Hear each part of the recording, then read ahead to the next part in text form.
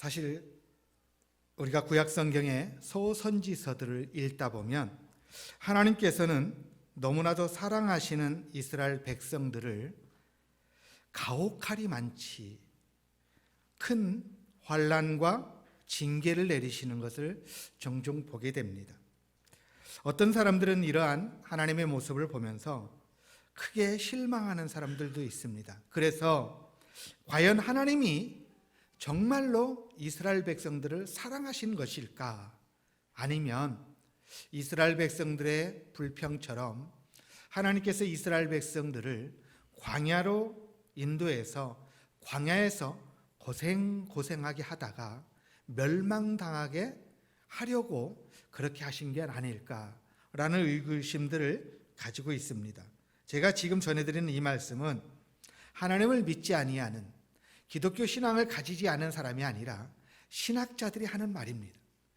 그만큼 구약에 있는 소선지서들의 말씀을 들여다보면 하나님의 심판의 메시지가 많이 있음을 보게 됩니다. 그러나 그러한 심판의 메시지의 이면을 곰곰이 생각해 보면 이스라엘 백성들을 향한 하나님의 징계 속에는 사람으로서는 쉽게 이해할 수도 없고 쉬이 헤아릴 수도 없는 크고 놀라운 사랑과 은혜가 숨겨져 있음을 발견하게 됩니다.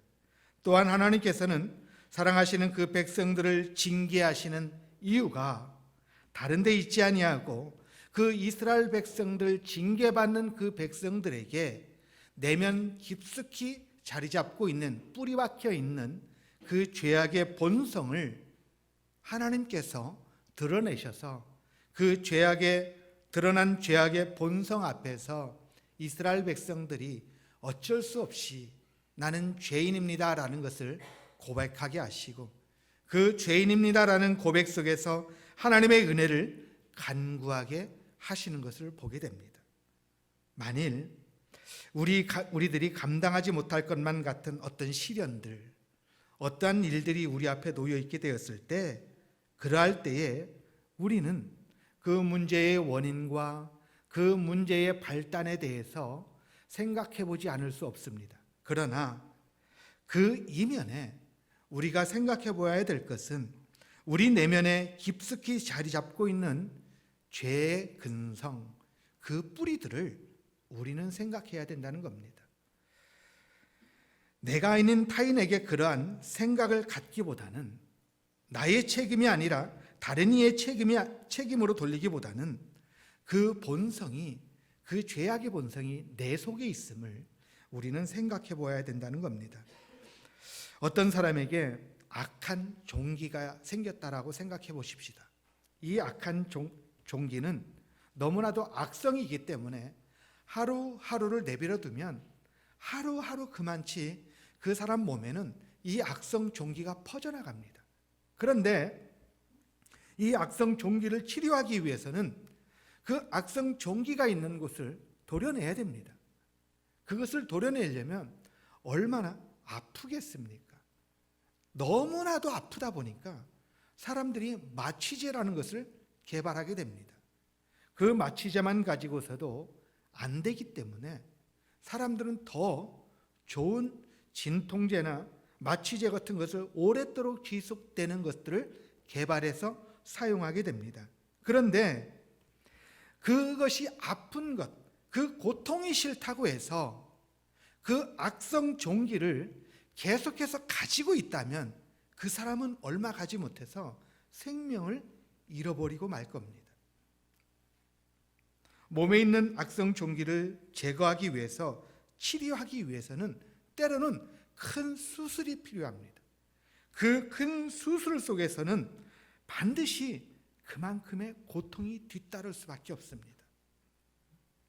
그것이 힘들다고, 그 고통이 무섭다고 해서 단순히 진통제로만 처방을 받고 임기응변으로 고통을 모면해 보려고 한다면 그 사람은 참 어리석은 사람이요. 그런 사람은 자기의 생명을 어둠 속으로 끌고 가는 사람이다라고 할 수 있겠습니다. 그런데 사탄이 바로 이러한 악성 종기로 인해 고통당하는 인생들에게 사탄은 그 근원을 치료하고 제거하기를 처방해 주는 것이 아니라 잠시 잠깐 잊어버리게 하고 스쳐 지나가게 만들어버리는 진통제와 같은 것을 처방해 준다는 사실입니다. 그런데도 너무나도 안타깝게도 이러한 사탄의 유혹에 대해서 너무나도 많은 성도들이 그것을 달게 받아 먹고 살아가고 있는 모습들을 우리는 우리의 삶 속에서 경험하게 됩니다. 사랑하는 성도 여러분, 이러한 치료 과정을 인간적으로 보면 참기 힘든 환난이요 고통일 수 있습니다. 그러나 성도는 이러한 치료 과정을 믿음과 인내로서 참고 견뎌내야만 하는 줄 믿습니다. 지금의 이 고통이 나의 죄악을 도려내는 시기임을 인식하고 또 그 고통 속에서 하나님을 향한 믿음과 인내를 발휘하며 참아내야 된다는 것이지요. 대수술을 진행하는 그 과정 속에서 나의 그 고통은 나를 죽이는 고통이 아니라 나를 살리는 고통이요 내게 생명을 주는 고통이다라는 사실을 우리는 잊지 말아야 할 것입니다. 사랑하는 성도 여러분, 우리 앞에 당한 그 현실이, 우리 앞에 당한 그 형편과 모든 사정이 우리의 믿음의 인내를 테스트하는, 그리고 믿음의 인내를 요구하는 상황인 줄 믿습니다. 그리고 그 자리에서 끝까지 승리하시길 주의 이름으로 축복합니다. 오늘 본문의 말씀을 바로 이러한 맥락에서 우리가 스바냐서의 말씀을 살펴보았으면 좋겠습니다. 오늘 2절과 3절의 말씀을 보면, 사실 스바냐서의 말씀을 보면 너무나도 직설적이게 다른 안부도 묻지 않습니다. 다른 근황도 전하지 않습니다. 너희들의 상태가 어떠냐 그것도 묻지 않습니다. 스바냐 선지자는 이스라엘 백성들 향해서, 특히 남유다 예루살렘 성읍을 향하여서 자기 스바냐가 어떠한 존재인지를 밝히고 난 다음에 바로 하나님의 진멸의 말씀을 전합니다. 2절과 3절입니다. 여호와께서 이르시되 내가 땅 위에 있는 모든 것을 진멸하리라. 내가 사람과 짐승을 진멸하고 공중의 새와 바다의 고기와 거치게 하는 것과 악인들을 아울러 진멸할 것이라.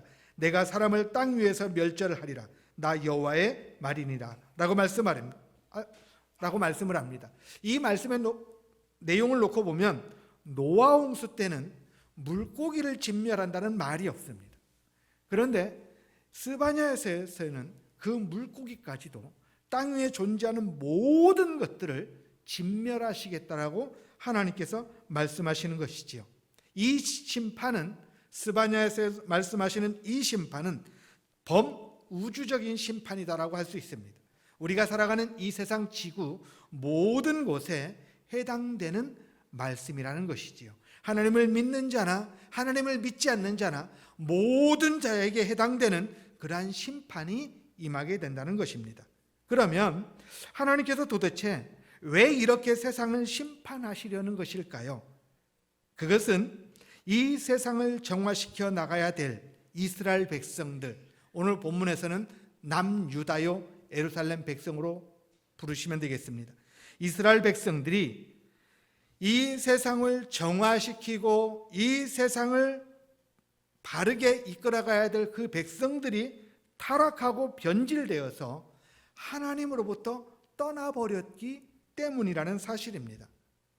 사실 주를 믿는 성도들은 타락한 세상에서 사람들을 정화시키고 변화시키고 이스라엘 백성들처럼, 백성들의 그 사명들처럼 이 세상에서 악성 종기로 인하여 고통받고 그리고 사망의 자리로 내몰려가는 사람들을 향하여서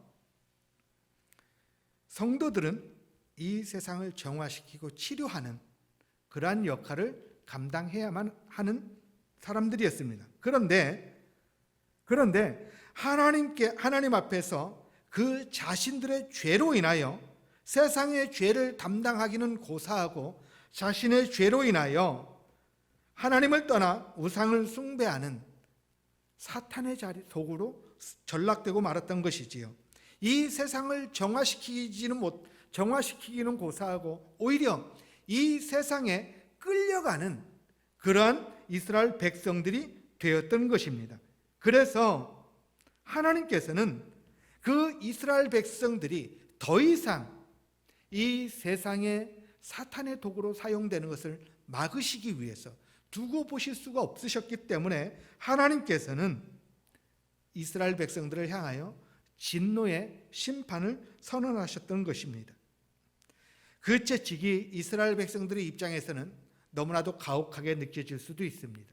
그러나 그것은 가혹하면 가혹할수록, 채찍이 무거우면 무거울수록, 깊으면 깊을수록 우리의 죄악의 근성은 그만큼 깊다는 사실입니다. 사랑하는 성도 여러분, 하나님께서 유다 백성들을 사랑하신 것 같이 이 땅에서 주 예수를 믿는 성도인 우리들을 사랑하시는 줄 믿습니다. 그렇다면 하나님께서 그 사랑하시는 유다 백성들에게 진멸이라는 심판을 내리셨던 것처럼 오늘날 사랑하는 하나님의 사랑을 입은 성도들에게도 동일한 매를 대실 수 있다는 사실을 우리는 염두에 두어야 할 줄 압니다. 하나님께서 사랑하시는 그 백성들에게 심판하시고 그 백성들을 책망하시는 이유는 그를 멸망시키려는 게 아니라 그 모든 죄악으로부터 건져내 주시기 위함이라는 사실입니다. 그것이 바로 하나님께서 우리에게 내미시는 생명의 손이요 사랑의 손이라는 사실을 기억하시길 바랍니다. 신명기 8장 5절과 10절의 말씀을 보면 하나님께서 이렇게 말씀을 하셨습니다. 너는 사람이 그 아들을 징계함 같이 내 하나님 여호와께서 너를 징계하시는 줄 마음에 생각하라 라고 말씀을 합니다. 우리가 우리의 자녀들을 징계할 때가 있지 않습니까? 그 자녀들을 징계할 때의 그 상황을 생각해 보면 자녀가 징계를 받지 않아도 되는데도 불구하고 부모가 자녀들을 징계하는 부모는 없지 않습니까?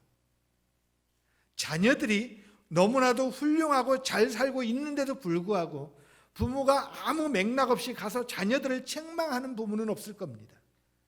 자녀들이 책망받아야 될 위치에, 자리에 있을 때, 자녀들에게 채찍이 필요하다라고 여겨질 때 부모는 가슴이 아프지만 점여오는 가슴을 부여잡고 자녀들을 향하여 매를 들게 되지 않습니까? 그게 바로 사랑이라는 것이지요. 하나님께서는 이스라엘 백성들, 그의 백성들을 향해서 그렇게 사랑하시기 때문에 그렇게 매를 드신다는 겁니다. 이렇게 매를 드시는 이유를 신명기 8장 8절과 10절에서 이렇게 말합니다. 밀과 보리의 소산지여 포도와 무화과와 석류와 감람나무와 꿀의 소산지라 내가 먹을 것이 모자람이 없고 내게 부족함이 없는 땅이며 그 땅의 돌은 철이요 산에서는 동을 캘 것이라 내가 먹어서 배부르고 내 하나님 여호와께서 옥토를 내게 주셨으므로 말미암아 라고 말씀을 합니다. 그렇기 때문에 하나님을 찬양하라고 말씀합니다.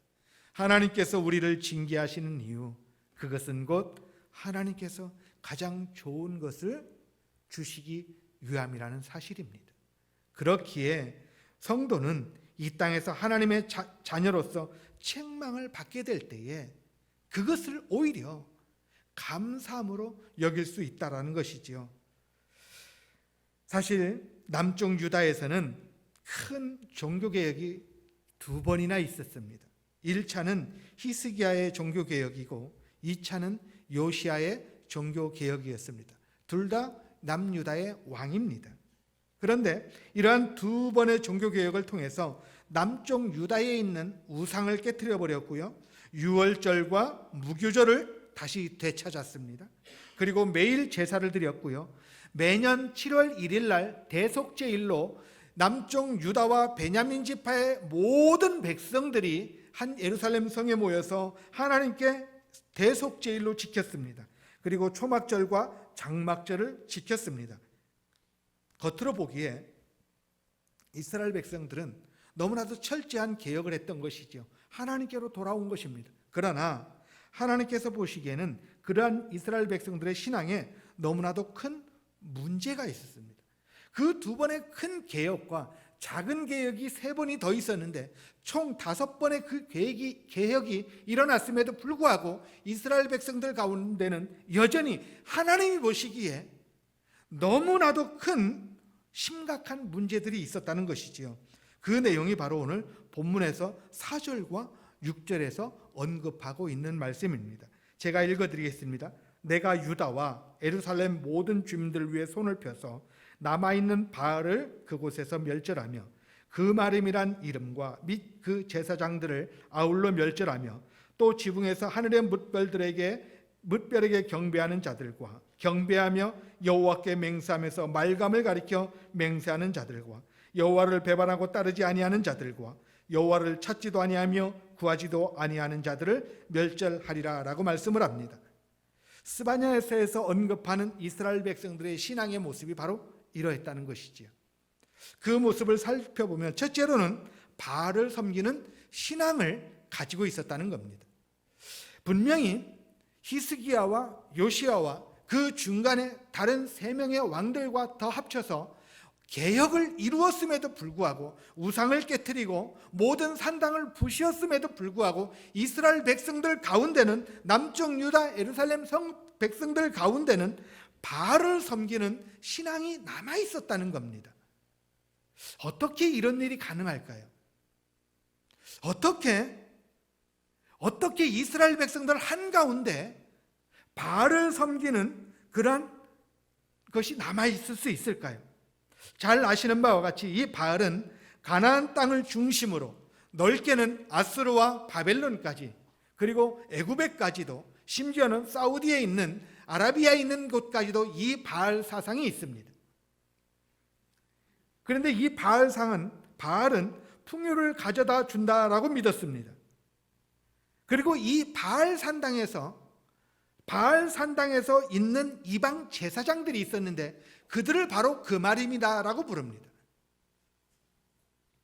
어떻게 이스라엘 백성들 가운데 예루살렘 성읍 가운데 이러한 바알 신과 바알을 섬기는 그 제사장이 남아 있을 수 있었을까요?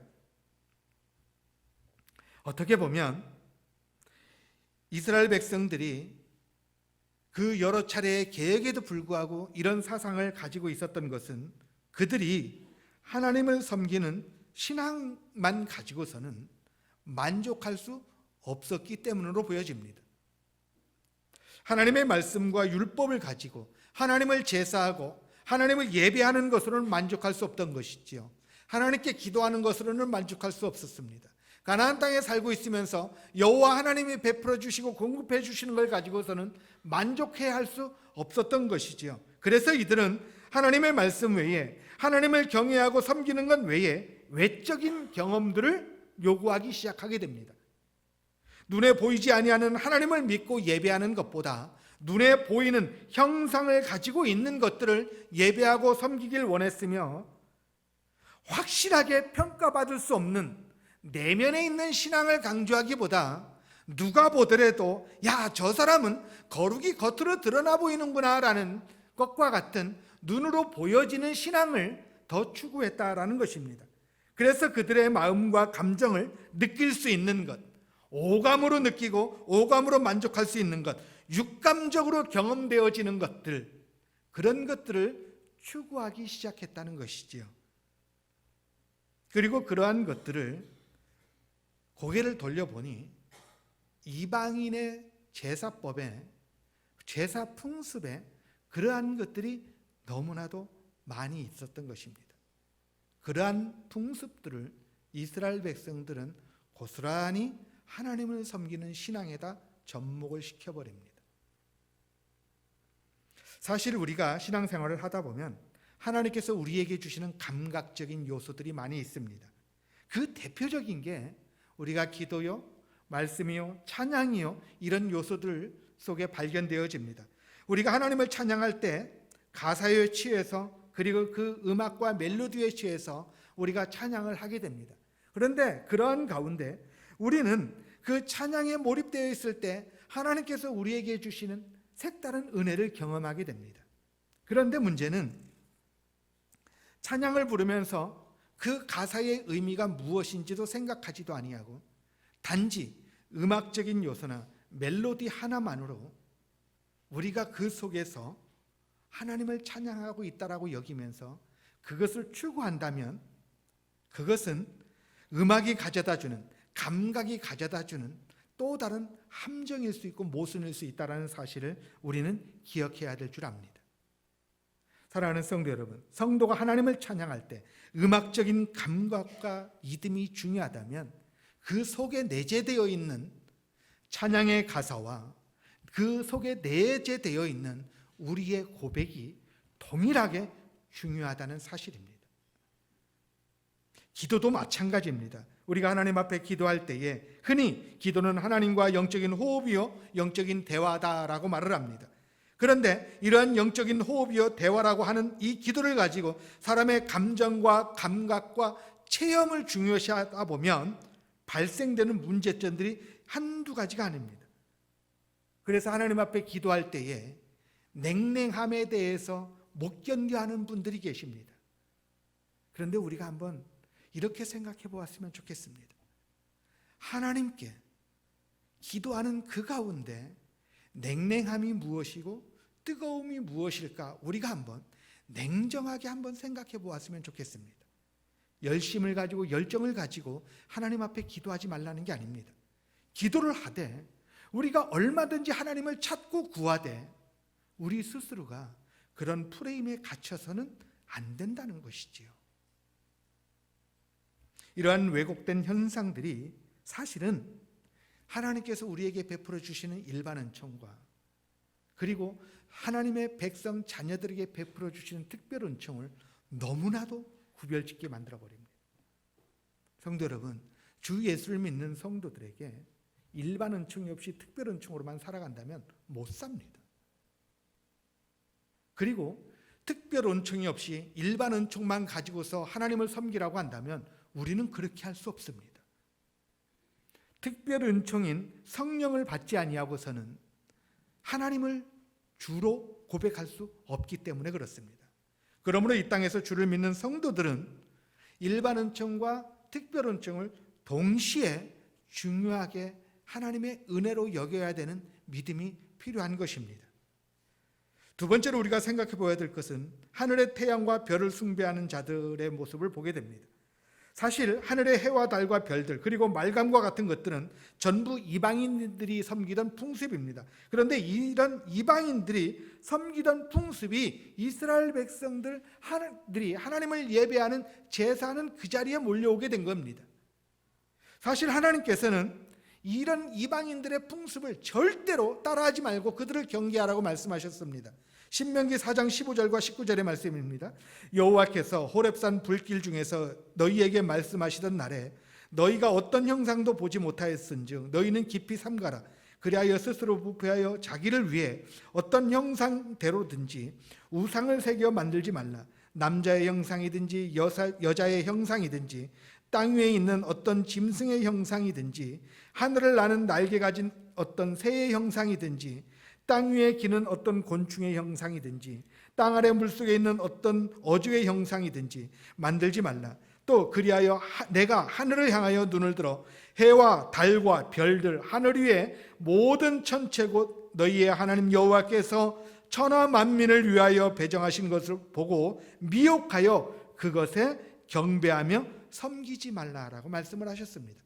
그런데 하나님을 알지 못하는 이방인들이 하나님께서 하지 말라라고 하신 이것들을 섬기고 있었는데 하나님의 택하심을 받은 이스라엘 백성들이 그런 이방인의 풍습을 하나님의 명령을 어기고 자기의 신앙으로 가지고 들어온 겁니다.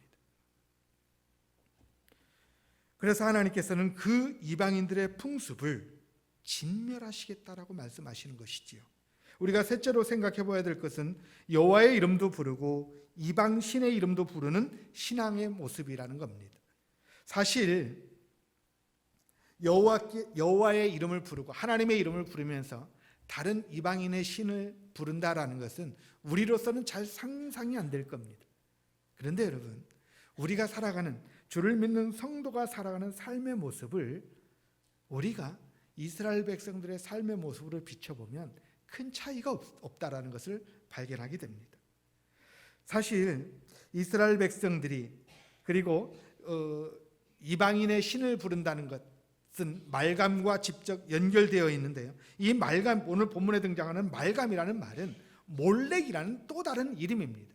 몰렉이라는 것은 왕을 가리키는 히브리어를 지칭하는데 그 몰렉의 변형이 말감입니다. 그런데 이 몰렉은 말감은 왕을 지칭할 때 사용하는 말이고요. 이 몰렉이나 말감을 부른다라는, 그것을 섬긴다라는 의미 속에는 어떤 뜻이 있느냐면, 왕이신 말감, 몰렉, 당신을 내가 섬길 테니 당신은 나에게 각양 좋은 것을 주십시오라는 의미가 전제되어 있습니다. 그런데 내가 당신을 섬길 테니, 몰렉인 당신을 섬길 테니라는 이 말 속에는 당신이 말하는 것은 1.1핵이라도 내가 빼놓지 않고 섬긴다라는 다짐입니다. 그러니까 이스라엘 백성들이 왕이신 하나님을 섬기고 또 뒤돌아서서는 몰렉이라는 또 다른 왕을 섬기고 있는 것이지요. 그렇게 섬길 수 없음에도 불구하고 이스라엘 백성들은 그러한 신앙을 가지고 있었던 것입니다. 말 그대로 두 신을 섬기고 있었던 것이지요. 이것을 다른 말로 표현하면 이스라엘 백성들 마음속에는 두 개의 마음이 있었다는 것입니다. 하나는 하나님을 향한 마음이요, 또 하나는 이방신을 향한 마음이었다는 겁니다. 그리고 이스라엘 백성들에게는 하나님을 섬기는 신앙이 있었고, 또 하나는 이방신을 섬기는 신앙을 두 개를 가지고 있었다는 것이죠. 호세아 10장 1절과 2절의 말씀을 보면 북이스라엘이 남쪽 유다보다 먼저 망한 이 북이스라엘의 신앙이 어떠했는지를 기록하는데 제가 읽어드리겠습니다. 이스라엘은 열매 맺는 무성한 포도나무라. 그 열매가 많을수록 제단을 많게 하며 그 땅이 번영할수록 주상을 아름답게 하도다. 그들이 두 마음을 품었으니 이제 벌을 받을 것이라. 하나님이 그 제단을 쳐서 깨뜨리시며 그 주상을 허시리라 라고 말씀을 합니다. 이 이스라엘 백성들의 신앙이었습니다. 하나님께서 북이스라엘 백성들에게 많은 것을 주셨습니다. 그런데 그 많은 것을 받은 이스라엘 백성들이 무엇을 했느냐면 하나님의 성전에다 계속해서 다른 주상을 만들어 놓았다는 겁니다. 그 주상이 바로 바알신을 섬기는 대표적인 사상입니다. 그 많은 주상들을 하나님께서 깨트려 버리시겠다라는 것이지요. 그리고 그러한 이스라엘 백성들을 향해서 하나님께서는 너희들은 두 마음을 품은 자들이다라고 말합니다. 그리고 야고보서 4장 7절과 10절의 말씀을 보면 이런 말씀이 있습니다. 그런즉 너희는 하나님께 복종할지어다. 마귀를 대적하라. 그리하면 너희를 피하리라. 하나님을 가까이 하라. 그리하면 너희를 가까이 하시리라. 죄인들아 손을 깨끗이 하라. 두 마음을 품은 자들아 마음을 성결하게 하라 라고 말씀을 합니다. 그리고 나서 슬퍼하며 애통하며 울지어다. 너희 웃음을 애통으로 너희 즐거움을 근심으로 바꿀지어다. 주 앞에서 낮추라. 그리하면 주께서 너희를 높이시리라 라고 말씀을 합니다. 이스라엘 백성들을 향하여서 흩어져 있는 주를 믿는 성도들을 향하여서 야고보 사도는 그렇게 말하는 것이지요. 하나님을 가까이 하라라고 말입니다. 그런데 사실 우리가 하나님을 가까이 하는 삶, 그 모습을 우리가 생각해 보면 그리 멀리 있는 것이 아닌데, 다시 말하면 하나님 외에 다른 신을 쫓지 않는 것이지요. 하나님의 은혜 외에 다른 은혜를 구하지 않는 모습이라고 할 수 있습니다. 다음으로 우리가 생각해 보아야 될 것은 여호와를 배반하여 찾지도 않고 구하지도 않고 따르지 않는 그러한 신앙의 모습을 생각해 볼 수 있습니다. 오늘 6절의 말씀을 보면 여호와를 배반하고 따르지 아니하는 자들과 여호와를 찾지도 아니하며 구하지도 아니하는 자들에 대해서 하나님께서는 멸절하시겠다라고 말씀을 합니다. 이 말씀을 한번 뒤집어서 생각해 보면 쉽게 이해가 되리라 봅니다. 다시 말하면 하나님을 배반하고 따르지 않는 자들의 모습이 어떤 자들일까? 우리가 생각해 보면 하나님을 찾지도 아니하고 구하지도 않는 자들, 그들이 바로 하나님을 배반하는 자들이다라고 할 수 있습니다. 사실 이러한 말씀을 보면 스바냐, 오늘 우리가 살펴보고 있는 이 스바냐서 2장 3절의 말씀을 보면 이런 말씀이 있습니다. 여호와의 규례를 지키는 세상의 모든 겸손한 자들아, 너희는 여호와를 찾으며 공의와 겸손을 구하라 라고 말씀을 합니다. 이스라엘 백성들을 향해서 너희는 여호와를 찾아야 된다라고 말씀을 합니다. 그리고 여호와를 찾을 뿐만이 아니라 공의와 겸손을 구해야 된다라고 말씀을 합니다. 그러면 하나님을 찾지도 아니하고 하나님께 구하지도 않았던 이스라엘 백성들은 모습이 어떠합니까? 하나님의 공의를 이스라엘 백성들은 구하지도 않았고 하나님 앞에서 겸손함도 구하지 않았다라는 것이 이해가 됩니다. 하나님의 규례를 지키고 따르는 자들이 구할 것, 그것은 바로 하나님을 찾는 것입니다. 우리가 하나님을 믿기 때문에 하나님을 찾는 것입니다. 그리고 하나님을 찾고 있기 때문에, 하나님을 믿고 있기 때문에 하나님의 공의를 구해야 되는 것이고요. 하나님을 믿고 있기 때문에 하나님 앞에서 우리는 겸손함을 구해야 된다는 것입니다. 사랑하는 성도 여러분, 우리는 이러한 말씀 속에서 우리가 살아가는 삶의 현장들 속에서 얼마나 하나님을 찾고 있으며 얼마나 하나님을 구하고 있으며 얼마나 하나님을 따르고 있는지 우리가 한번 되돌아보았으면 좋겠습니다. 하나님을 찾지 않고 하나님께 구하지 않고 하나님을 따르지 않는 사람들, 과연 그들이 하나님을 잊어버리지 않았다라고 말할 수 있을까요? 우리 스스로가 하나님을 찾지 않고 하나님을 구하지 않고 하나님을 따르지 않는다면 그것이 바로 우리가 하나님을 잊어버린 증거라는 사실입니다. 말씀을 정리합니다. 주를 믿는 성도가 이 땅을 살아가면서 이 땅의 풍습을 따르지 않을 수는 없습니다. 그러나 이 세상의 풍습들 가운데서 성도들이 그 생명을 해하면서까지도 그 풍습을 받아들이고 타협하면서 결국은 이 세상의 풍습이, 이방의 풍습이 우리의 신앙을 잠식하는 그 자리에까지 서면 안 됩니다. 우리는 이 세상에서 이 세상의 풍습을 바라보고 그 풍습 속에서 살아가지만 그 풍습을 우리는 하나님을 향한 신앙으로 걸러내고 제거해야 됩니다. 물론 그게 쉽지 않습니다. 여간 어려운 게 아닙니다. 그럼에도 불구하고 우리는 그것을 해야 됩니다. 그리고 그 풍습을 걸러내고 그 풍습을 제거했음에도 불구하고 우리 자신도 모르게 이 세상의 모양과 동화되어져가는 그 모습 속에서 그것을 악성 종기로 여긴다면 하나님께서는 때로는 그것을 제거하시기 위해서 우리에게 말로 다 형용할 수 없는 고난과 고통을 잠시 안겨주실 수 있습니다. 그럴 때에 우리는 하나님 왜 이러십니까? 라고 불평불만하고 그 자리를 떠나는 것이 아니라 그 자리에서 하나님을 믿는 믿음으로 인내하며, 그래, 하나님께서 지금 나의 죄악의 근성을 드러내고 계시는구나, 하나님께서 이 죄악의 근성을 뽑으려고 하시는구나 라는 사실을 우리는 믿고 그 믿음으로 그 자리에서 인내해야 되는 줄 압니다. 사랑하는 성도 여러분, 요한복음 16장 32절과 33절의 말씀입니다. 보라, 너희가 다 각각 제 곳으로 흩어지고 나를 혼자 둘 때가 오나니 벌써 왔도다. 그러나 내가 혼자 있는 것이 아니라 아버지께서 나와 함께 계시니라. 이것을 너희에게 이르는 것은 너희로 내 안에서 평안을 누리게 하려 함이라. 세상에서는 너희가 환난을 당하나 담대하라, 내가 세상을 이기었노라라고 예수님께서 선언하셨습니다. 그 세상을 이기신 예수님을 믿는 저와 성도 여러분 모두에게 하나님께서 이러한 승리를 선물로 주시는 줄 믿습니다. 요한복음 14장 16절과 18절입니다. 내가 아버지께 구하겠으니 그가 또 다른 보혜사를 너희에게 주사 영원토록 너희와 함께 있게 하리니 내가 너희를 고아와 같이 버려두지 아니하고 너희에게 오리라.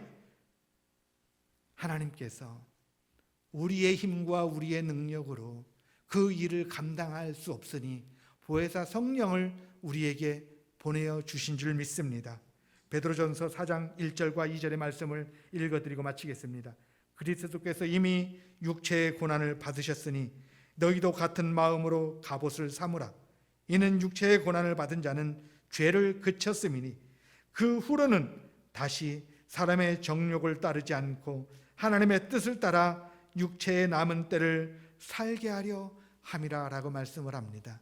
사랑하는 성도 여러분, 그리스도께서 이미 육체의 고난을 마치신 줄 믿습니다. 그리고 우리는 그 마음으로 우리의 갑옷을 삼았습니다. 그러니 우리는 더 이상 이 세상에서 사람의 정욕을 따라 살지 아니하고 하나님의 뜻을 따라 살며 육체의 남은 때를 믿음으로 인내하며 사는 줄 믿습니다. 이러한 은혜가 사랑하는 성도 여러분들 앞에, 이 말씀을 듣는 모든 심령들 앞에 영원히 함께 하시길 바랍니다. 기도하겠습니다.